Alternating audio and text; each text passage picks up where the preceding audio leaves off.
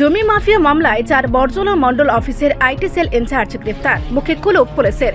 গোপন সূত্রের ভিত্তিতে অভিযান চালিয়ে এক ব্যক্তিকে গ্রেফতার করল এয়ারপোর্ট থানার পুলিশ। জমি মাফিয়া সংক্রান্ত একটি মামলায় 4 বরজলা মন্ডল অফিসের আইটি সেল ইনচার্জ উষা রঞ্জন দাসকে আটক করা হয়েছে বলে জানা গেছে। পুলিশ সূত্রে খবর, ধৃত উষা রঞ্জন দাসের বাড়ি আরঙ্গনগর ঘোষপাড়া এলাকায়, যা এয়ারপোর্ট থানার অন্তর্গত। অভিযোগ, তিনি জমি দখল ও অবৈধ জমি লেনদেনের সঙ্গে যুক্ত একটি চক্রের সঙ্গে জড়িত ছিলেন।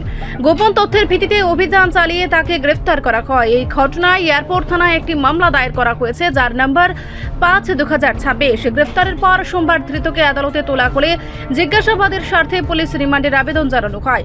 আদালতে প্রাথমিকভাবে তাকে পুলিশ রিমান্ডে পাঠিয়েছে বলে সূত্রের খবর। তবে পুরো ঘটনার বিষয়ে স্থানীয় থানার পুলিশ এখনো পর্যন্ত প্রকাশ্যে কোনো মন্তব্য করতে নারাজ। পুলিশের এই নীরবতাকে ঘিরে এলাকায় নানা প্রশ্ন উঠতে শুরু করেছে। তদন্তের স্বার্থে পুলিশ বিস্তারিত কিছু বলতে চাইছে না বলেই ধারণা করা হচ্ছে। রিপোর্ট সংবাদ প্রতীক্ষা।